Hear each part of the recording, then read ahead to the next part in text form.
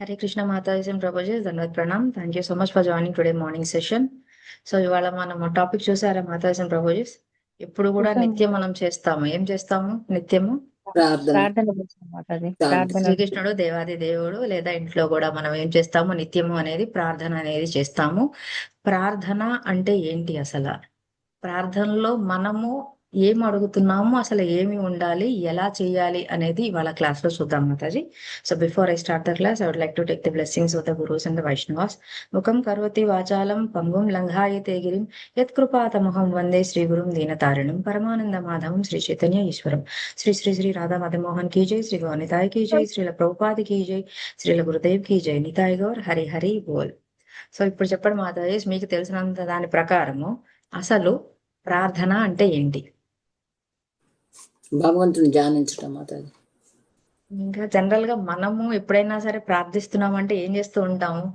కోరికలు మనకి ఏదైతే కోరికల లిస్ట్ ఉంటుందో అది మొత్తం తీసుకెళ్లి దేవుడి ముందు పెడతాం. వేడుకుంటున్నాం మాతాజీ, దేవుణ్ణి వేడుకుంటున్నాం. దేవుడిని వేడుకుంటాం, కానీ ఆ వేడుకోవడంలో కూడా ఏం వేడుకుంటాము? అన్ని మన కోసము, లేదు భౌతిక అంటే సుఖాల కోసం. మనము ప్రేమించే వాళ్ళ కోసం. అవునా కదా? ఇప్పుడు అవును. భక్తిలోకి వచ్చాక అందరం తెలిసింది ఏం అడగాలనేది. ఇష్టం. మామూలుగా అయితే మనం చేసే ప్రార్థనలో ఎప్పుడు ఏముంటుంది? బాగా స్వార్థపూరితంలో అయితే మాత్రం ముందు మన కోసం అడుగుతాం. లేదు అంటే అవును దీన్ని మాతాజీ. ఇంకా నిస్వార్థంగా ఎలా చెప్తాము? లేదు నేను బాగుంటే నన్ను ప్రేమించే వాళ్ళని కూడా నేను బాగా చూసుకోవచ్చు కదా అని దానికి జస్టిఫికేషన్ కూడా ఇస్తాం. అవునా కదా మాత్రం? సో అంటే ఏంటి అంటే మామూలుగా అసలు ప్రార్థన అంటే రెండు విధాలుగా చెప్పొచ్చు. అంటే ఏంటంటే మనము సాధనా భక్తులం. అవునా కదా? మనము భక్తి అనేది సాధనా స్టేజ్ లోనే ఉన్నాం కాబట్టి మనం చేసే ప్రార్థన కూడా సాధన ప్రార్థన కిందే వస్తుంది. అదే గనక శుద్ధ భక్తులు ఎవరైతే ఉన్నారో వాళ్ళ ప్రార్థన ఎలా ఉంటుంది, మన ప్రార్థన ఎలా ఉంటుంది? మన ప్రార్థన ఎప్పుడు కూడా ఎలా ఉంటుంది అంటే ఎప్పటికీ కూడా జనరల్ గా కొంచెం భక్తిలోకి అప్పుడప్పుడు అడుగు వేసామనుకోండి, మన ప్రార్థన ఎట్లా ఉంటుంది చెప్పండి? ఎందుకు అంటే ఫస్ట్ మనం భక్తిలోకి రాగానే, లేదా ఈ కృష్ణ చైతన్యంలోకి ఎప్పుడైతే వస్తామో ఫస్ట్ మనం అర్థం చేసుకునే విషయం ఏంటి మాతాజీ ప్రభుజీ? భగవద్గీత సెకండ్ చాప్టర్ లో ఫస్ట్ కూడా శ్రీకృష్ణ పరమాత్మల వారు ఇదే విషయంతో స్టార్ట్ చేశారు అర్జునుల వారికి జ్ఞానం ఇవ్వడానికి. ఏంటిది ఆ విషయం? ఆత్మ సరోజ మాతాజీ విజయ్ 2.11 లో చెప్పారు. శ్రీ భగవాను వాచ ఏమని చెప్పారు ఆయన? హరే కృష్ణ అనండి. మాతాజీ. అందరిలోనూ నేనే ఉన్నాను. హరే కృష్ణ. అందరిలోనూ నేనే ఉన్నానని చెప్పాను. ఫస్ట్ చాప్టర్ అంతా కూడా శ్రీకృష్ణ భగవాన్ వారు ఏం మాట్లాడరు, మొత్తం వింటూ ఉంటారు. అవునా కాదా? సో మరి సెకండ్ చాప్టర్ లో ఫస్ట్ టైం స్టార్ట్ చేసినప్పుడు భగవంతుడు ఇలా స్టార్ట్ చేస్తారు. దేహినోస్మిన్ యదా కాదు మాతస్ 2.11 అశోచ్యం అన్వ శోచస్త్వం ప్రజ్ఞావాదాంశ గతాసూన్ అగతాసూన్ చ నాను శోచంతి పండితాః. సో ఏమని చెప్తున్నారు ఆయన? సో ఏంటి అంటే సోకింపదగదు. దేని గురించి సోకింపదగదు అంటే తర్వాత నెక్స్ట్ దాంట్లో కంటిన్యూషన్ చెప్తున్నారు. అంటే ఫస్ట్ ఆయన ఇచ్చిన జ్ఞానమే ముందు శోకించమాకు. ఎందుకు శోకించద్దు అంటే ఎవరైనా సరే ఆ తర్వాత 2.1 లో చెప్తారు ఏమని?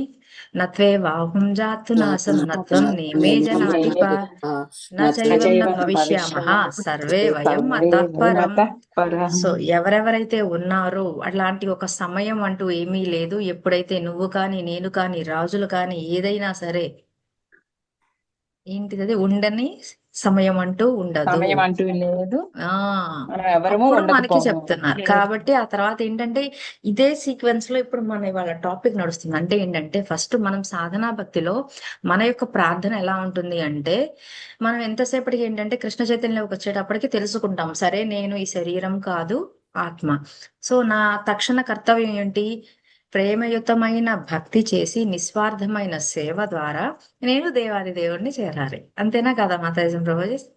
సో అంటే ఏంటంటే అలా చేరడం వల్ల మనం ఏమడుగుతున్నాము? ఒక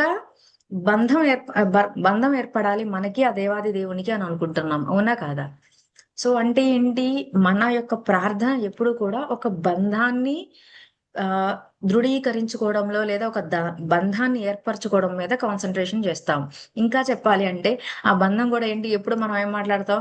కృష్ణ, సో తెలిసి తెలియక ఏమైతే చేశానో అంతకు ముందంతా క్షమించు. దానికి నన్ను క్షమించి దయచేసి నేను నీ భక్తియుతమైన సేవలో నిమగ్నం అయ్యేలాగా నన్ను చూడు అని అంటాం. ఎందుకంటే మనం చేసే చాంటింగ్ మంత్రం మహామంత్రం యొక్క అర్థమే అది, అవునా కదా? కానీ ఎప్పుడైతే అది ఫస్ట్ చెప్తాం, సరే కృష్ణ కృష్ణ తొందరగా నన్ను నీ దగ్గరికి తీసుకెళ్ళు నన్ను అంటాం. అయిపోయిన తర్వాత మన ప్రార్థన జనరల్ గా చెప్పాలంటే ఇంట్లో పూజ మనం అరేంజ్మెంట్స్ అన్ని అంటే ఏంటంటే పూల అలంకరణ గాని, లేదా ఏదైతే మనము జనరల్ గా ఇప్పుడు శ్రావణ మాసం వస్తుంది కాబట్టి అమ్మవారి అలంకరణ గాని, అలాగే దేవాది దేవుని యొక్క అలంకరణ గాని, పూలు గాని, లేదా పూజా మందిరం మొత్తం శుభ్రం చేసుకోవడము, పసుపు అన్ని అందడం, అవునా కదా? ఇవన్నీ కూడా చేస్తాం. అవన్నీ చేసినప్పుడు కూడా మన చేతన ఎలా ఉంటుంది మాతాజీ ప్రభుజీ చెప్పండి. గబగబా చేసేయాలనిపిస్తుంది మాకు. అసలు అంతే. అది ఎంత అన్ని అంటే అన్ని మనకి ఫార్మాలిటీస్ చేసామా లేదా అనేది తెలియదు. ఫార్మాలిటీగా మనకి అలవాటు అయిపోతుంది, ఇది చెయ్యాలి కదా, ఇది చేస్తాం. కానీ మన చేతన అక్కడ ఉంటుందా అనేది చాలా అనుమాన తగ్గించిన విషయం అన్నమాట. అంటే క్లియర్ గా చెప్పాలి అంటే మనం ఇలా చేతులు జోడించి కృష్ణ ముందు ఉన్నా సరే మనకు ఓ పక్కన కృష్ణ ఉంటారు, ఇంకో పక్కన ఏముంటది, మన మనస్సు బుద్ధి ఉంటాయి. ఆ మనసు బుద్ధి ఏం చేస్తాయి చెప్పండి? మనం కోరుకునే కోరిక సరే ప్రేయర్ లో పెట్టాము, ఆ ప్రేయర్ అయిన తర్వాత మనం ఏం చేయాలి? ఆ ప్రేయర్ మీద నేను చేయాల్సింది ఏంటి, కృష్ణ ఎలా చేస్తున్నారు సో అనేది చూడాలి. కానీ మనం ఏం చేస్తాం? మధ్యలో ఎక్కడెక్కడికో వెళ్తాం. ఎందుకు? ఈ పూజ అయిపోయాక మనం ఏం చెయ్యాలి, అవునా? లేదా ఈ పూజలో మనం ఏం పెట్టాలి, మనం వండిని అన్ని నివేదించామా లేదా, ఉంటుందా లేదా మాతాజీ ప్రభుజీ? కేవలం మనం ప్రార్థన మాత్రమే చేస్తామా? అంటే మన చేతన ప్రార్థనకి కూర్చున్నప్పటికీ కూడా నేను తెచ్చిన పూలన్నీ మనం ఆశపడుతూ ఉంటాం. ఏమైనా స్పెషల్ డేస్ అయితే ఇంకా ఎక్కువ పూలు, ఎక్కువ రకాలైన ప్రసాదాలు చేస్తామా లేదా మాతాజీ ప్రభుజీ? స్పెషల్ గా ప్రేయర్ అంటే, నార్మల్ ప్రేయర్ అంటే ఎప్పుడు పెట్టేయే కదా అని ఇవి పెట్టానా అవి పెట్టానా లేదా అని ఉంటుంది, అవునా కదా? కానీ ఒక శుద్ధ భక్తుని ప్రేమ ఎలా ఉంటుందంటో తెలుసా మాతాజీ ప్రభుజీ? వాళ్ళకి ఏంటి అంటే వాళ్ళకి ఇలాగా రెగ్యులర్ గా చేసే పద్ధతి కాదనమాట. అంటే మనం మామూలుగా చేసేస్తాం అన్ని అలవాటే అని, అలా కాదట. వాళ్ళకి స్వతహాగా వస్తుందంట ప్రార్థన అనేది. ఎందుకంటే స్వతహాగా ఎందుకు వస్తుందంటే, ఇప్పుడు సింపుల్ ఎగ్జాంపుల్, ఎప్పుడైతే ప్రేమ బంధం బలీయంగా ఉంటుందో అక్కడ మనము ఇలాగ చెయ్యాలి, ఇలాగే మాట్లాడాలి అనేది రాదు. కేవలం అక్కడ ఏముంటుంది? ప్రేమను వ్యక్తీకరించడం మాత్రమే ఉంటుంది, అవునా కదా మాతాజీ ప్రభుజీ? అంటే మన యొక్క ప్రార్థన ఎలా ఉండాలి? బంధాన్ని ఏర్పరచుకోవాలి, అది కరెక్టే, ఎందుకంటే సాధనా భక్తిలో ఉంటాం కాబట్టి. కానీ ఆ సాధన చేస్తూ మనం ఏ స్టేజ్కి వెళ్ళాలి? శుద్ధ భక్తుల యొక్క స్టేజ్కి వెళ్ళాలి. ఆ శుద్ధ భక్తుల యొక్క ఆ ప్రార్థన ఏ విధంగా ఉంటుంది అంటే, వాళ్ళ ప్రార్థన అనేది స్వతహాగా వాళ్ళ మాటల్లోనే ఉంటుంది. ఎందుకంటే శుద్ధ భక్తులు ఎప్పుడూ కూడా నిరంతరము ఒకే ఒక భావనలో ఉంటారు. వాళ్ళ యొక్క ప్రేమని సేవ రూపంలోనో ఇంకేదైనా ఏనాకేన ప్రకారేణ వాళ్ళ యొక్క ఉన్న ప్రేమని వాళ్ళు వ్యక్తీకరిస్తారు. దాన్నే ప్రార్థన రూపంలో ఉంటుందన్నమాట. మనం ఏం చేయాలి? ఫస్ట్ మనం సాధనా భక్తిలో ఉన్నాం కాబట్టి మనం ముందు బంధం ఏర్పరచుకోవాలి. ఆ బంధం ఏర్పరచుకున్నాక మనం ఏదైతే ఉన్నామో భౌతిక వాంఛల లిస్టు పెట్టకుండా ఆధ్యాత్మికంగా ఏదైతే మనకి పురోగతినిస్తుందో ఆ విధంగా మన యొక్క ఈ బంధాన్ని ఆయన ముందు వెళ్ళబొచ్చాలి. ఇది ప్రార్థనకి ముందు. అసలు ప్రార్థన అంటే ఇదనమాట. అర్థమైందా మాతాజీ ప్రభుజీ? హరే కృష్ణ. సో ఇప్పుడు మనం అనుకున్నట్టు సరే ఇవి ఎలాగా మనం అనుకుంటాం కదా, సరే మరి ముందైతే బంధం అయితే ఏర్పడాలి. బంధం ఏర్పడిన తర్వాత మనం ఏదైతే కోరికల చిట్టా అనుకుంటున్నామో ఆ కోరికల చిట్టా నిజంగానే చెప్పాలి. చెప్పకపోతే ఎలా తెలుస్తుంది? ఎందుకు అంటే కొన్ని భౌతికమైనవి తీరితే ఆధ్యాత్మికమైనవి నేను ఇంకా బాగా చేయగలుగుతాను. ఎందుకు అంటే ఆ భౌతికమైన కోరికల వెంట ఈ నా మనస్సు బుద్ధి ఎల్లవెల్లలా పరిగెడుతుంది కాబట్టి దాని నుంచి వచ్చే ఉపయోగము లేదా నిరుపయోగము అనేది నాకు అర్థమైతే అప్పుడు నేను అడిగే కోరిక కూడా మారుతుంది, అవునా కాదా మాతాజీ ప్రభుజీ? సో అంటే ఏంటంటే ఫస్ట్ మనం ప్రార్థించాలి. అంటే ఏంటంటే ప్రార్థనలో ఉండాల్సిన ఫస్ట్ అంశం ఏంటి అంటే ప్రార్థించాలి. ప్రార్థన చేసేటప్పుడు మన చేతన అనేది ప్రెసెంట్ ఎప్పుడు మనం మాట్లాడడం ఎలా ఏ విధంగా అయితే జపం చేసేటప్పుడు మన మనస్సు బుద్ధి ఆ స్థితిలో చేతనలో ఉండాలి అని అంటున్నామో, మనం చేసే ప్రార్థనలో కూడా మనము చేతనా స్థితిలో ఉండాలి. అంటే ఏంటి అంటే ప్రజెంట్. ఫర్ ఎగ్జాంపుల్ ఇప్పుడు నేను క్లాస్ ఇస్తున్నాను అనుకుందాము. క్లాస్ ఇస్తుంటే నేనేం చేస్తున్నాను? నేను మాట్లాడుతున్నాను, మధ్య మధ్యలో మిమ్మల్ని అడుగుతున్నాను. మీరు అడుగుతున్నది నేను వింటున్నానా లేదా మాతాజీ ప్రభుజీ? సో వింటున్నాను. అలాగే వింటున్నాను. నేను చెబుతున్నది మీరు వింటున్నారు. అవును మాతాజీ. మీకేమన్నా అనుమానాలు వస్తే మాట్లాడుతున్నారు. అవునా? సో ఏంటంటే కేవలం విని వదిలేయడం వల్లో లేకపోతే ఓన్లీ మాట్లాడడం వల్లో అది మాత్రం రెండు వైపుల నుంచి బంధం ఏర్పడదనమాట. ఇప్పుడు ఒక మంచి బంధం ఏర్పడాలంటే ఇచ్చి పుచ్చుకోవడం అనేది జరగాలి. అంటే ఏంటంటే ఒకళ్ళు మాట్లాడడమే కాదు, ఆ మాట్లాడింది వినడం కూడా జరగాలి. సో అంటే ఏంటి అంటే మనము ఇక్కడ ఈ ప్రార్థనలో ప్రజెంట్ అని ఎందుకు అంటున్నాము అంటే మనము దేవాది దేవునికి అర్పించడమే కాదు, అర్పించిన తర్వాత మనం జనరల్ గా ఏం అర్పిస్తాము? ప్రసాదం అర్పిస్తాము లేదా పూలు అర్పిస్తాము. అవునా కదా? ఆ ప్రసాదము పూలు అర్పించిన తర్వాత ఆ చేతనా స్థితిలో మనము మన యొక్క ఇంద్రియాలన్నిటినీ కూడా ఆ దేవాది దేవుని యొక్క సౌందర్యం అలంకరణలో నిమగ్నం చేసుకొని ఆయనని, ఆ రెండో అంశం అన్నమాట, వెయిట్ వెయిట్ చేయాలి. మనం అడిగిన తర్వాత ఆయన మనకి ఏమన్నా చెప్తారా ఏదో ఒక రూపాయనో. ఇప్పుడు మనం చాలా ఆ, కొంచెం ఎగ్జాంపుల్స్ తీసుకుంటూ ఉంటాం. ఎక్కడైనా మనం పూల అలంకరణ చేసినప్పుడు మన పూజ అయ్యేటప్పటికి మనం పెట్టిన పూజ గనక ఆ పటం నుంచి గాని పాదాల నుంచి గాని జాలు వారితే అదొక పాజిటివ్ సింటమ్ కింద తీసుకుంటారా లేదా మాతాజీ ప్రభు? దేవుడు అవును. అవును. ఆశీర్వదించారు, సో దేవుడు మాట్లాడుతున్నాడు అని. అవునా కదా? సో దేవుడు నేను చెప్పింది విన్నాడు కాబట్టి నాకు ఈ ఫలం ఇచ్చారు అని జనరల్ గా మనం అనుకుంటాం. అలా జరుగుతూ ఉంటుందా లేదా మాతాజీ? సో ఏంటి అంటే ఫస్ట్ అంశము, మనము ప్రార్థించేటప్పుడు ఎలా చేతన స్థితిలో ఉంటాము అంటే మనం అడగడమే కాకుండా అక్కడ జరుగుతున్నది, మనం ప్రేయర్ చేసే మనం ప్రార్థనలో ఉన్నప్పుడు వినడానికి కూడా రెడీగా ఉండాలన్నమాట. కేవలం మనం అడగడమే కాదు, వినడం కూడా ఉండాలి. సో మనం అది ప్రీవియస్ క్లాస్ లో మనం విన్నాము. మనం ఎలా కృష్ణతో మాట్లాడతాము, కృష్ణ ఎలా మనతో మాట్లాడతాడో అని అనుకోలేదా మాతాజీ? సో అదే విధంగా ఫస్ట్ మన ప్రార్థనలో ఇవి అవలంబించాలన్నమాట. మనం అడగడమే కాదు, వినటానికి కూడా సంసిద్ధులమై ఉండాలి. సో ఫస్ట్ వచ్చేసి అంశము ప్రెజెంట్ అన్నమాట. ఆ ప్రెజెంట్ అంటే ఏంటి, ఎలా వినగలుగుతాము? మనం చెప్పొచ్చు జనరల్ గా, సరే ప్రార్థించిన తర్వాత మన చేతన అనేది చెప్తున్నాం కదా, మన మనస్సు బుద్ధి ఎప్పుడు కూడా తిరుగుతూనే ఉంటాయి, ఒక చోట ఉండవు కుదురుగా. అవునా?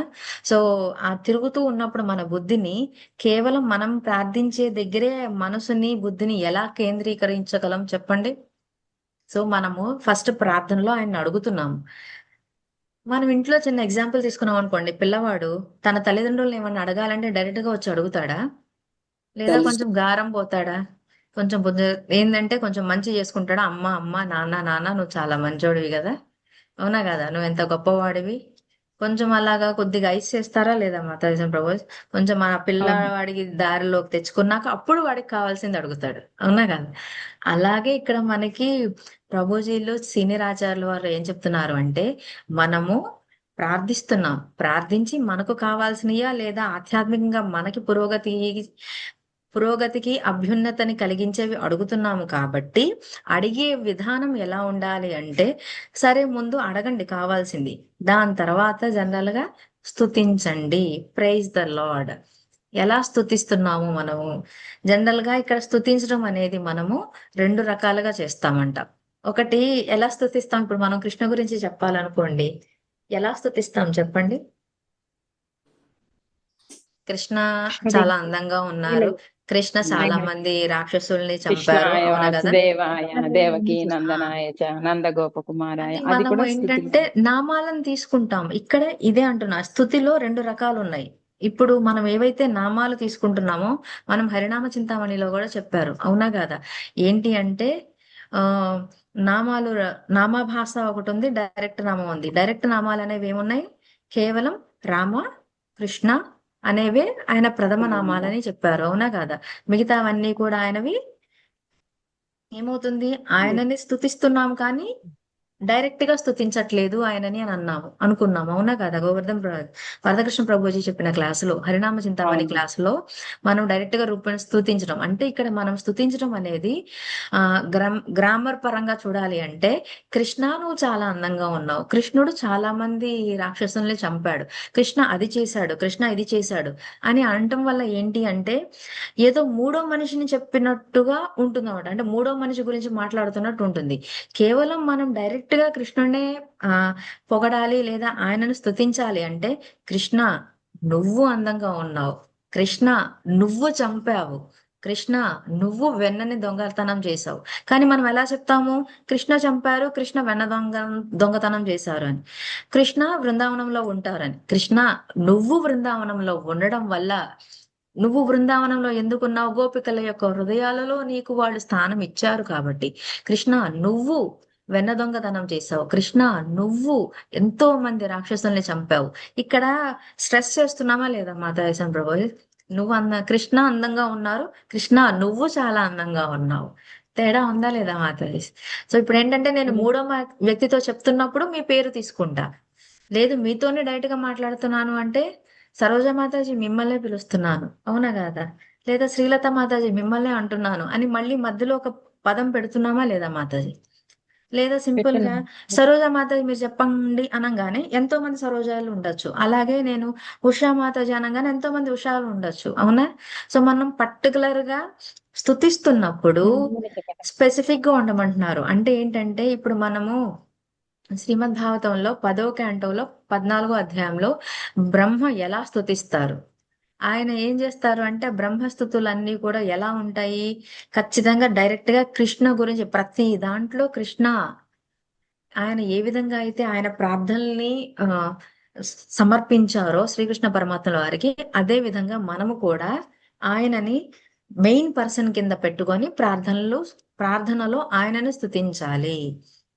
అలాగే విధంగా షడ్గోస్వాములు ఏ విధంగా అయితే మనం వాళ్ళందరి దగ్గర నుంచి కూడా వాళ్ళందరినీ ఒక రోల్ మోడల్స్ కింద తీసుకొని వాళ్ళు ఏ విధంగా అయితే వాళ్ళ యొక్క ప్రార్థనల్ని నివేదించారో అదే విధంగా మనం కూడా ప్రార్థనల్ని నివేదించాలి అని చెప్తున్నారు. సో ఈ చిన్న తేడా మనం ఎప్పుడూ గమనించాం కదా మాతాయేశ్వర ప్రభు. కృష్ణ అందంగా ఉన్నారు అని అంటాం, కృష్ణ నువ్వు అందంగా ఉన్నావు అని అంటే ఎంత బాగుంటుంది. ఎంత తేడా ఉంది చూసారా మాత? నేను కూడా ఈ క్లాస్ విన్నప్పుడు చాలా ఆశ్చర్యపోయాను. అంతే కదా, కృష్ణ అందంగా ఉన్నావు అని అంటాం, కృష్ణ నువ్వు చాలా అందంగా ఉన్నావు. కృష్ణ నువ్వు పట్టుకున్న వేణువు ఎంత అందంగా ఉందో, నువ్వు పట్టుకోవడం వల్ల ఆ వేణువు అందాన్ని సంతరించుకుంది అని చెప్తాం, అవునా కదా మాతాయేశ్వర ప్రభు? అర్థమైందా? హరే కృష్ణ. అర్థమైంది. సో ప్రార్థనలో ఉండాల్సిన ఫస్ట్ 2 అంశాలు ఏంటి? మనము చేతనలో ఉండాలి, ప్రెసెంట్ ఉండాలి, అదే విధంగా స్తుతించాలి, ప్రైజ్ ద లార్డ్. ఆ స్తుతి కూడా డైరెక్ట్ గా కృష్ణ పరమాత్మలనే ఫస్ట్ పర్సన్ కింద తీసుకొని స్తుతించాలి అని అంటున్నారు. స్తుతించిన తర్వాత ఇవన్నీ కూడా మనము ఈ 1 by 1 పెట్టామనుకోండి, మీరు జనరల్ గా వీటిల్లో అన్ని అంశాలు ఉండకపోవచ్చు రోజు మన ప్రార్థనలలో. ఈ అంశాలు కనుక గుర్తు పెట్టుకున్నాము అంటే అప్పుడు మన చేతన ఈ అంశాల మీద కాన్సన్ట్రేట్ చేస్తాము తప్ప మన బుద్ధి ఎప్పుడు తిరగదు అనమాట. అప్పుడు ఇంకా బయట ప్రపంచం వైపు తిరగదు. అంటే దీనికి యాక్చువల్ గా వ్రజబిహారి ప్రభుజీ క్లాస్ నుంచి షేర్ చేసుకుంటున్నాను మాతాజీ. ఇవాళ క్లాస్ ఏదైతే ఉందో ఆయన చాలా మంచి ఎగ్జాంపుల్ చెప్పారు. ఫర్ ఎగ్జాంపుల్ ఇప్పుడు మనం ఒక ప్రేయర్ జనరల్ గా మనం చాంటింగ్ చేస్తున్నాం రౌండ్స్, ఎవరికైనా బాగోకపోయినా లేదా ఎవరి కోసం అయితే మీరు మంచి కోరుకుంటున్నారో మంచి జరగాలని వాళ్ళ కోసం ఒక ఎక్స్ట్రా మాల కాంట్రిబ్యూట్ చెయ్యండి మాల చెప్పమని అంటారు, అవునా కదా? సో అది చేద్దామని మనం స్టార్ట్ చేస్తాం. లైక్ ఏంటంటే సరే ఈ మాల నేను ఫలానా డివోటీ ఆరోగ్యం కోసం, లేదా ఫలానా డివోటీ త్వరగా కోరుకోవడం కోసం, లేదా కృష్ణ చైతన్యంలోకి ఉండడం కోసము అని చెప్పి అనుకుంటాం. ఆ మాల 108 కోసులు అయ్యేలోపు మన మైండ్ ఎలా ఉంటుంది? ఫర్ ఎగ్జాంపుల్ సింపుల్ ఎగ్జాంపుల్ చెప్తా చూడండి, నాదే తీసుకుందాము. ఇప్పుడు నాకు ఒక మనిషి చాలా మంచి మిత్రుడే, కానీ మధ్య కొంచెం ఏదో ఒక చిన్న గొడవ రావడం వల్ల మాటలు లేవు. కానీ తర్వాత ఏం జరిగింది అంటే ఆ మనిషికి ఏదో యాక్సిడెంట్ అయిందని నాకు తెలిసింది.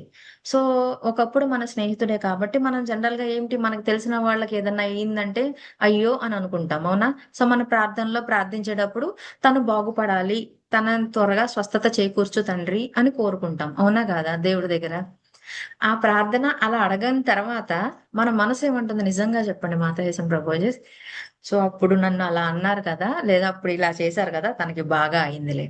ఇంకా బాగా ఎగ్జాంపుల్స్ చెప్తా చూడండి. నిజ జీవితంలో ఇప్పుడు ఎవరైనా కొత్తగా పెళ్లి చేసుకున్నారు, ఒక యువకుడు, వాళ్ళు ఏదో అనివార్య కారణాల వల్ల విడాకులు తీసుకున్నారు. విడాకులు తీసుకోగానే ఆ విషయం మీకు తెలుస్తుంది. తెలియంగానే మనం ఏం చేస్తాము? అయ్యో నిన్న కాక మొన్నే కదా కొత్తగా పెళ్లి చేసుకున్నారు, వాళ్ళు విడిపోకుండా ఉంటే బాగుంటుంది, సో వాళ్ళ కోసం నా చేతనైన ప్రార్థన నేను చేస్తాను అని అంటాం. కానీ మధ్యలో ఏమంటుంది మనసు? అంతేలే, మనం వెళ్ళినప్పుడు నేను ఆ అమ్మాయిని కూడా చూశాను, చాలా గర్వంతో ఉంది, ఎప్పుడు కూడా చెప్పిన మాట వినదు, అని అనుకుంటాం. లేదా కొంతమంది ఏమంటారు, అతన్ని చూసాలే అబ్బాయి ఎప్పుడు కూడా తను మగవాడనే అహంకారంతో భార్య భర్త మాట వినాలి అనే అజమాయిషి చూపిస్తూ ఉంటాడు, తనకి ఎక్కువ స్వేచ్ఛనివ్వడు, కాబట్టి వాళ్ళిద్దరు కలిసి ఉండడం కంటే విడిపోవడమే మంచిదిలే అని ఇలా మనసు చెప్తుందా లేదా మాతాజీ ప్రభు చెప్పండి. మనము ముందు బాధపడతాం, కానీ ఆ తర్వాత ఇ- ఆ వాటి యొక్క అవును మాతాజీ. కారణాలన్నిటినీ మన మైండ్ మంచి ఊహాగానాలు ఇస్తూ ఉంటది. అవునా కాదు? అలా అవును. ఉంటుంది మన ప్రార్థన అని అంటారు. మనం అడుగుతాము, కానీ లోపల మన మనసు ఏమంటుంది? మళ్ళీ లాస్ట్కి వచ్చేస్తాం, అయ్యో అయ్యో వద్దు వద్దు ప్రభు, సో వాళ్ళు కలిసి ఉండేలాగా చూడు కృష్ణ అని అంటాం. సో మన మధ్యలోది ఏమైపోయింది, ముందు అడిగాము మళ్ళీ లాస్ట్ లో అడిగాము, కానీ మధ్యలో మన చేతన ఎలా ఉంది? సో మాతాజీ. చెప్పగానే అవును కదా, మన ప్రార్థనలన్నీ ఇలాగే ఉంటాయి కదా మాత. సో క్షమించాలి మీ అందరి అలా ఉంటాయో లేదో, కానీ నేను గమనించాను. అది చెప్పిన తర్వాత ఇంకా ఒకసారి మనం చేసే ప్రార్థన ఆలోచిస్తే ఎక్కడో ఒక దగ్గర ఎంత డీటెయిల్ గా రాకపోయినా కొంచెమైనా పక్కకి వెళ్ళి ఇది మళ్ళీ వస్తాం. ఆ అవునా నెగిటివ్ కదా? అనేది ఎందుకు మాతాజీ అలా వచ్చేస్తుంది కదా మాతాజీ, నెగిటివ్ ఆ నెగిటివ్ ఎందుకు ఆలోచనలు వచ్చేస్తాయి. భౌతిక ప్రపంచంలో ఎప్పుడు కూడా మనం మూడు త్రిగుణాలు, అనేక క్లేశాలు గుర్తున్నాయా మాతాజీ? మూడు క్లేశాలు, ఆది భౌతిక, ఆది దైవిక, ఆధ్యాత్మిక. ఆధ్యాత్మిక, అది దైవిక, అది భౌతిక, అవి చాలుగా మాతాజీ. సో 3+3 ఇవి కాకుండా ఇంకా మనము ఆరు ఆరు పంచేంద్రియ ఆ పంచేంద్రియాలు కాదు మాతాజీ, ఆరు ఆరు అసంపూర్ణమైన హరిషడ్ ఆ వర్గాలు ఇన్స్టిక్ట్స్. అరిషడ్ వర్గాలు ఉన్నాయి కదా, కామ క్రోధ లోభ మద క్రోధలో మాత్సర్యాలకు లోనవుతూనే ఉంటామా లేదా? అవును సో మాతాజీ. అలా ఉంటదన్నమాట. కాబట్టి వాటితో నిత్యం పోరాడుతూనే ఉంటాం కాబట్టి పోరాడతాం. ఆ కేవలం అందుకనే మనకి ఏదైతే లాస్ట్ క్లాస్ లో అనుష మాతాజీ చెప్పినట్టు, మన ఈ నాలుక ఎంత ప్రమాదకరమైందంటే అంత ప్రమాదకరమైంది మాతాజీ. అందుకని ఈ నాలుకని కేవలం రెండిటి పనిలో నిమగ్నం చేయాలంట. ఒకటి కృష్ణనామము, రెండు కృష్ణ ప్రసాదం. ప్రసాదం తీసుకోవడానికి, ఈ రెండిటి వల్లే, ప్రసాదం తీసుకోవడం వల్ల ఆ నాలుక కూడా ప్యూరిఫై అయ్యి మంచి మాటలే చేస్తుంది. కేవలం ఎప్పుడైతే మన నాలుక మీద ఆ కృష్ణనామం నాట్యం చేస్తూ ఉంటుందో ఖచ్చితంగా మనం ఇంకొకరి చెడు గాని అది గాని అట్లీస్ట్ కోరుకో, మాటలు అనము. అది ముఖ్యం అన్నమాట. నాలుక మీద ఓకే మాతాజీ, మనసు వెళ్ళిపోతుంది కదా పక్కకి. మనస్సు వెళ్ళిపోతుంది. అందుకని ఆ మనస్సు వెళ్ళిపోకుండా నాలుగు మీద నిరంతరం నామం తీసుకోవడం వల్ల మనం ఏం చేస్తాము, మన బుద్ధికి మిగతా ఇంద్రియాలన్నింటినీ కూడా ఆ నామాన్ని వినడానికి, కళ్ళు ఇంద్రియాలన్నింటినీ దేని మీద నిమగ్నం చేస్తున్నామో దాని నుంచి మనం డైవర్ట్ అవుతాం అన్నమాట. ఇదంతా అందుకే మనల్ని సాధనా భక్తులు అంటాం. శుద్ధ భక్తుల కోసం ఎప్పుడు కూడా మన ప్రయాణం అనేది మనం ఎప్పుడు కూడా యుద్ధం చేస్తూనే ఉండాలి. ఈ భౌతిక ప్రపంచమే అట్లాంటిది కాబట్టి మాతాజీ సింధుపై. సో అదనమాట మన ప్రేయర్ లో ఉండాల్సిన ఫస్ట్ అంశం ఏంటి, మనం ప్రెసెంట్ గా ఉండాలి అంటే ఏంటి, మనం అడగడమే కాదు వినటానికి కూడా సంసిద్ధులమై ఉండాలి. రెండవది ఏంటి అంటే స్తుతించాలి. ప్రైజ్ చేయాలి, అది కూడా ఆయననే మొదటి వ్యక్తిగా స్వీకరించి స్తుతించాలి. ఓకేనా మాది? అవి రెండు పీల కింద చెప్తారన్నమాట. తర్వాత మూడో అంశం, ఈ స్తుతించేటప్పుడు ఏం స్తుతించవచ్చు జనరల్ గా అని అనుకోవచ్చు. మహా అయితే ఇదే ఎల్లప్పుడూ రొటీన్ గా ఉండడం అనేది కాదు. మనం ఎప్పుడు జనరల్ గా మన యొక్క కృతజ్ఞతను చూపించాలి. కృతజ్ఞత చూపించాలి అంటే మూడో అంశం అదనమాట. కృతజ్ఞత ఎటువంటి విషయాల్లో చేస్తాము? జనరల్ గా మనకి ఏదైనా లాభం వచ్చినప్పుడు, లేదా వెంటనే సింపుల్ గా ఒక థ్యాంక్ యూ, ఒక థ్యాంక్ యూ చెప్తాం. అవునా కాదా? అంటే మనం ఎంత బాగా చెప్పేస్తామంటే, సరే మన యొక్క ఆ ఈ ఏమంటాం థ్యాంక్ యూని, ఈ సంతృప్తికన్ని ఎలా చూపిస్తాము?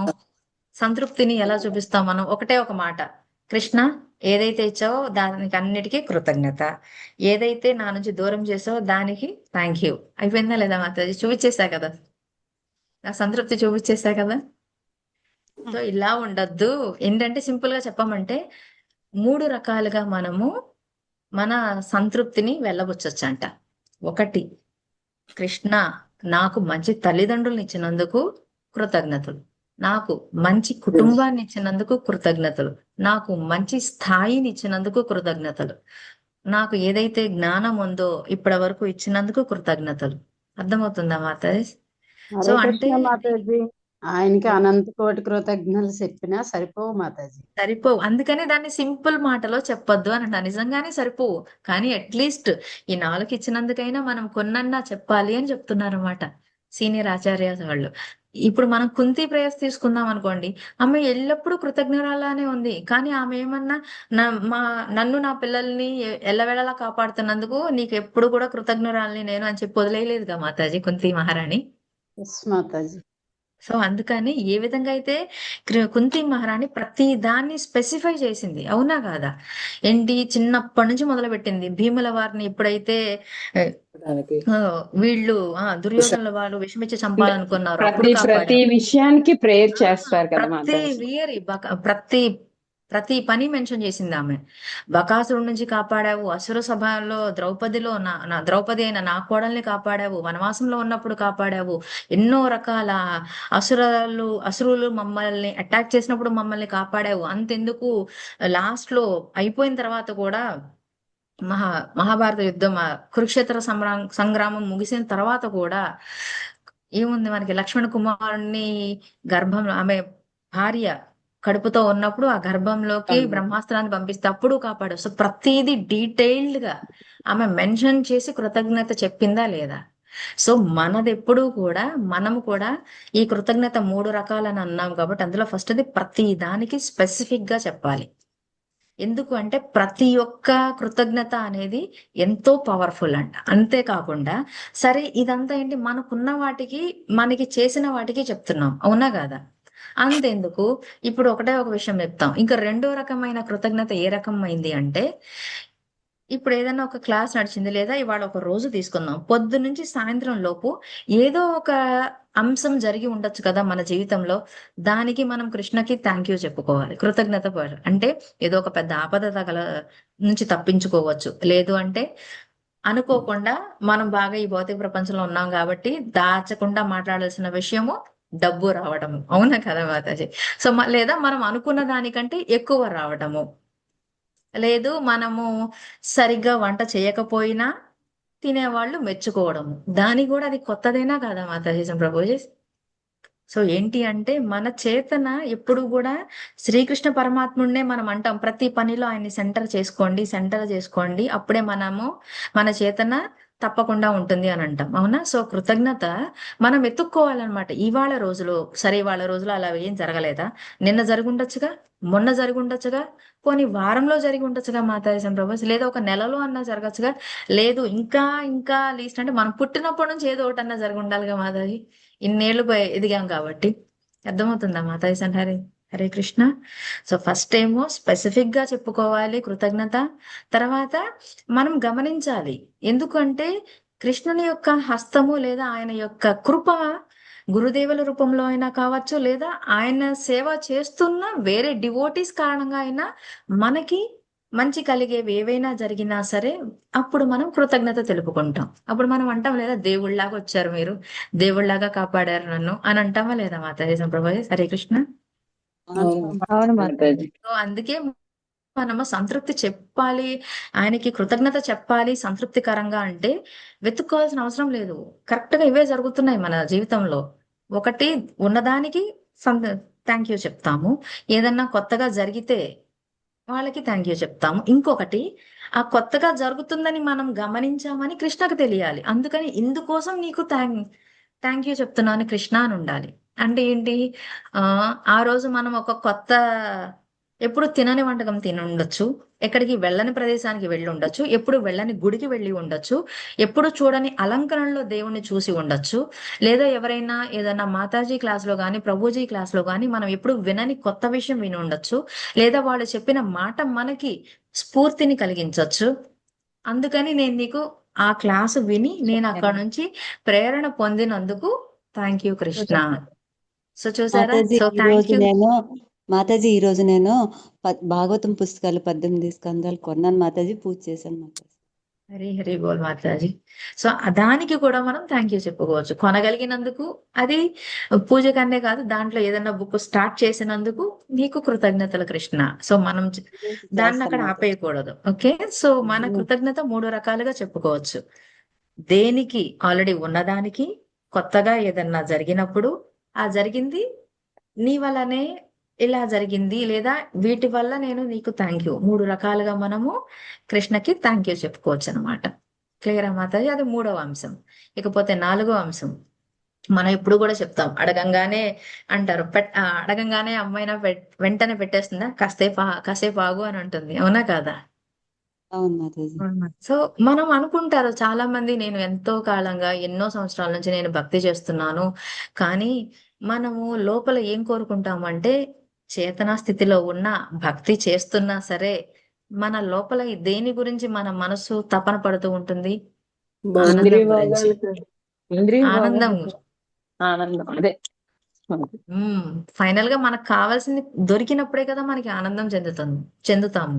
సో కానీ ఆ ఆనందం చాలా మందిని మీరు ఎవరిని చూసినా సరే సీనియర్ వైష్ణవస్ కానీ డివోటీస్ కానీ ఒక చేతన స్టేజ్కి వచ్చేసిన తర్వాత ఎల్లప్పుడూ ఆనందంగా కనిపిస్తారు. అవునా కాదా? అవును ఎందుకు అంటే మాతాజీ. వాళ్ళు చేసిన సాధన ఎంత శుద్ధ భక్తి స్టేజ్కి వెళ్తుంది అంటే వాళ్ళ మనసు అనేది ప్యూరిఫై అవుతుంది కాబట్టి వాళ్ళ మనసులో శ్రీకృష్ణ పరమాత్మల వారు ఉంటారు కాబట్టి వాళ్ళ ఇప్పుడు నిరంతరం ఆనందం పొందుతారు. కానీ మధ్యలో కొంచెం సాధన మొదలుపెట్టిన కొన్ని ఏళ్ల తర్వాత కొంతమందిని గమనిస్తే నేను ఎంతో చేస్తున్నాను భక్తి కానీ నాకు ఆనందమే కలగడం అటుంచి అన్ని బాధలు నాకే కలుగుతున్నాయి. మన పరిస్థితులు ఎట్లా ఉంటాయంటే ఉంది కొంచెం ఆనందం ఉంది కానీ ఎక్కువ బాధనే ఉంది. అండ్ మీరు నమ్మారో లేదో ఆ బాధ కూడా మనకి ఎవరు బయట వాళ్ళు ఎవరు సొంత మన ఫ్యామిలీ మెంబర్స్ లేదా మనం ఎవరినైతే అమితంగా ఇష్టపడుతున్నామో వాళ్ళ నుంచే వస్తున్నాయి. అవునా కాదా? మాతాజీ. సో అసలు చాలా బాగా చెప్తారనమాట. ఏంటంటే ఒక సీనియర్ వైష్ణవ్ అండ్ ఆచార్య వాళ్ళు ఏమంటారంటే ఈయన నాకు బాధ కలిగించే నా ప్రియమైన వాళ్ళు కనపడట్లేదు. నా ప్రియమైన వాళ్ళు నాకు కనపడట్లేదు ఎందుకంటే వాళ్ళ వల్లే నేను ఎక్కువ బాధను అనుభవిస్తాను అని నాకు తెలుసు కాబట్టి కొంచెం వాళ్ళు ఎక్కడున్నారో వెతకరా, ఎందుకంటే నేను బాధపడి చాలా రోజులు అయిపోయింది. అవును ఇది మాతాజీ. చాలా అంటే ఎంత ఎలా ఉందో అంటే చూడండి. మాతాజీ అలా బాధపడితే మనకి ఇంకా భగవంతుడి స్మరణ వస్తుంది అన్నమాట. ఆ అంతే కదా మాతాజీ? అది మాతాజీ. ఎందుకు అంటే మనం ఎక్కువ బాధ ఎప్పుడైతే మన అన్న వాళ్ళతో పడడం స్టార్ట్ చేస్తామో అప్పుడు మనకి భౌతిక వాంఛల మీద అనేది ఆశ కోల్పోయి మనకి కావాల్సింది ఏదో మనకి జ్ఞానోదయం అవుతుంది అనమాట. సో అంటే ఏంటి అంటే అలాని ఎప్పుడు ఎల్లవేళలా బాధను సహించండి అని కాదు. ఎందుకు అని చెప్తున్నామంటే నా స్థితి ఏంటో అర్థం చేసుకొని నాకు ఈ స్థితిని దాటడానికి కావాల్సినంత శక్తిని ఇవ్వు అని ఎవరిని కోరుకుంటాం? భగవంతుడినే కదా. ఇప్పుడు మన ఇంట్లో ఫర్ ఎగ్జాంపుల్ మన అమ్మ నాన్నే ప్రేమించాల్సిన వాళ్ళే మనల్ని కోప్పడ్డారు అనుకోండి, అప్పుడు మనకేమనిపిస్తుంది? ఇంట్లో అమ్మా నాన్నే నన్ను ప్రేమించట్లేదు ఇంకెవరు నన్ను ప్రేమిస్తారు? దేవుడా ఇక నువ్వే ఉన్నావు నాకు దిక్కు అని అంటామా లేదా మాతాజన్ ప్రభుజీ? సిమిలర్లీ అలాగే ఒక భర్త భార్యతో గాని భార్య భర్తతో గాని కూడా అలాగే ఫీల్ అవ్వచ్చు. అందుకని మనం ఏం చెప్తున్నామంటే 4వ అంశము టాలరేట్ చేయండి. టాలరేట్ చేసి ఏదైతే స్థితి ఉందో అది యాక్సెప్ట్ చేయండి. ఎందుకంటే మనము ఆనందం వెనకాల పరిగెత్తి ఏం మర్చిపోతున్నాము అంటే మనకున్న బాధని కూడా కౌగలించుకున్నాం అనుకోండి అప్పుడు అది మనకు బాధనే అనిపించదు. ఏంటంటే ఇప్పుడు ఫర్ ఎగ్జాంపుల్ అక్కడ మనకి ఏదన్నా ఒక సిచ్యుయేషన్కి వెళ్ళి అక్కడ రష్ గా ఉంది అని ఫీల్ అయ్యి వెళ్ళామనుకోండి, రష్ ఉన్నా పెద్ద బాధపడము. అవునా కదా? ఇప్పుడు గుడికి వెళ్తాము అక్కడ రద్దీ ఉంది అని అనుకుని ఫిక్స్ అయ్యి వెళ్తే అవును ఇవాళ రద్దీ ఉంటుంది అనుకుని వచ్చా కదా అని అనుకోవచ్చు.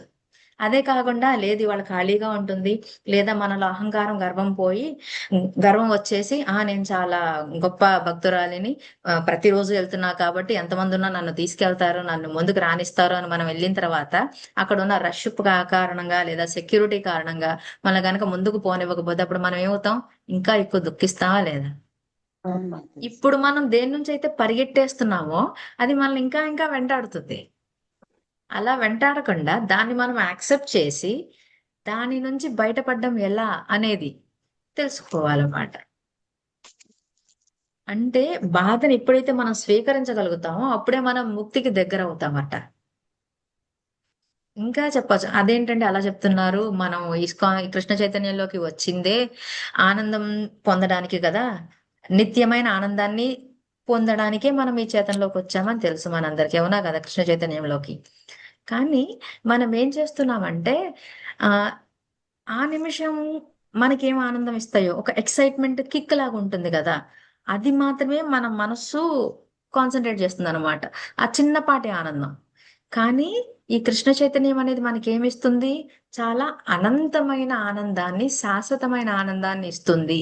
ఆ అనంత శాశ్వతమైన ఆనందం పొందాలి అంటే ఈ చిన్నపాటిది కాకపోయినా పెద్దపాటిదో మనం ముందు పెద్దది అనుకుంది, తర్వాత చిన్నగా అయిపోతుందా లేదా బాధ?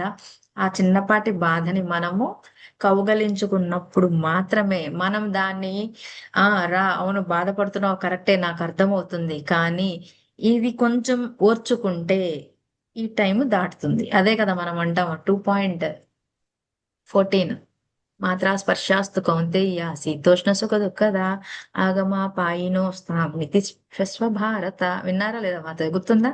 సో ఆ టైం అనేది కొంచెమే ఉంటుంది. మీరు అనుకోవచ్చు ఎక్కడి నుంచి వస్తుంది మాతాజీ ప్రభుజీస్ అని ఇవన్నీ అంటే, సింపుల్ ఎగ్జాంపుల్, ఒక తల్లి తను గర్భం దాల్చిన దగ్గర నుంచి అంత ఆనందం ఆనందం ఉంటుంది, కానీ ఆ బిడ్డని జన్మనిచ్చేటప్పుడు ఎంతైతే అవస్థకి లేదా ఆ నొప్పికి లోనవుతుందో, ఆ బిడ్డ ఒకసారి బయటికి వచ్చిన తర్వాత ఆ నొప్పి అంతా పోతుందా లేదా మాతాజీ?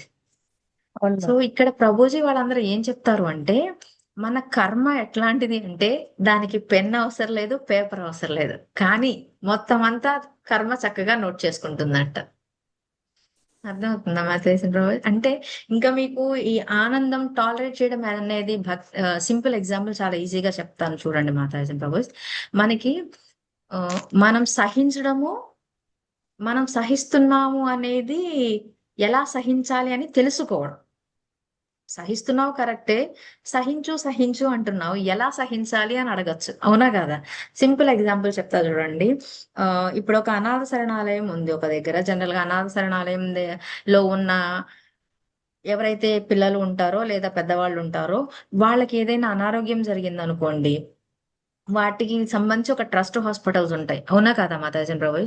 సో ఒక చిన్న పిల్లల అనాథ శరణాలయం ఉంది. వాళ్ళు బయట ఆడుకుంటూ ఉంటుంటే ఒక చిన్న పిల్లవాడు అనుకోకుండా కాలుకి దెబ్బ తగిలింది, కొంచెం ఫ్రాక్చర్ అయింది. సో అక్కడ ట్రస్ట్ హాస్పిటల్ కి తీసుకెళ్లి ఆ బాబుని క్యూర్ చేశారు. అప్పుడు ఆ బాబుకి ట్రీట్మెంట్ ఇచ్చే టైంలో అక్కడ ఉన్న ఒక నర్సు ఎంత జాగ్రత్తగా చూసుకుందంటే, చిన్న పిల్లవాడు కాబట్టి ఒక తల్లిలాగా తనను సాకి తనకి నయం చేసింది అనమాట. సో కానీ ఆ పిల్లవాడు చిన్నప్పటి నుంచి అనాథ, ఏనాడు కూడా తల్లి ప్రేమని ఆస్వాదించలేదు. కానీ దెబ్బ తగిలి అక్కడికి వెళ్ళడం వల్ల దెబ్బ నయమైంది సరి కదా, కానీ ఆ దెబ్బ అతనికి పెద్ద దెబ్బ అనిపించలేదు. కానీ తనకి ఏమనిపించింది అంటే ఆ మాతృత్వ ప్రేమకు అతను లోబడ్డాడు అనమాట. తర్వాత మళ్ళీ ఎందుకు అంటే అనాథ శరణాలయం పక్కనే ఉంటుంది ఆ ట్రస్ట్ హాస్పిటల్. తర్వాత ఆడుకుంటున్నప్పుడు కూడా ఆ పిల్లవాడు ఆటలో నాకు పెద్ద దెబ్బ తగిలితే బాగుండు, ఎప్పుడు దెబ్బ తగులుతుందా, ఎప్పుడు నేను హాస్పిటల్కి వెళ్తానా అని అనుకుంటాను. ఎవరన్నా కోరుకుంటామా మాతాజీ ప్రభు అలాగా? కానీ ఆ పిల్లవాడు దాన్ని టాలరేట్ చేస్తున్నాడంటే ఏం ఎక్స్పెక్ట్ చేస్తున్నాడు? నాకు ఈ దెబ్బ తగిలితే నేను ఆ హాస్పిటల్కి వెళ్తే నాకు మాతృ ప్రేమ దొరుకుతుంది అనేది మాత్రమే అతనికి గుర్తుంది. సో ఆ చిన్న పిల్ల సో ఏంటి అంటే మనకి ఎప్పుడూ బాధ కలగాలి అని అనుకోకండి, కానీ బాధ కలిగితే దాన్ని తీసుకోవడానికి లేదా దాన్ని ఫేస్ చేయడానికి రెడీగా ఉండాలి మనము అని అంటున్నారు అనమాట. సో టాలరేట్ చేయాలి. టాలరేట్ చేయగలిగితే మనకి ఫైనల్ రిజల్ట్ మీద నిజంగా తెలిస్తే గనక ఖచ్చితంగా మనము టాలరేట్ చేస్తాము అని చెప్తున్నారు. సో 4 విషయాలు ఏంటి? ఫస్ట్ మనం ప్రజెంట్ ఉండాలి, ఆ తర్వాత స్తుతించాలి, praise the lord. And third one, ప్రతి దానికి కూడా మనం కృతజ్ఞత చెప్పాలి కృష్ణుడికి. ఆ కృతజ్ఞత కూడా 3 రకాలుగా చెప్పాలి. ఏంటిది ఆ 3? ఉన్న వాటికి, కొత్తగా జరిగిన వాటికి, అలాగే ఎందుకు థ్యాంక్ యూ చెప్తున్నాం అనేది.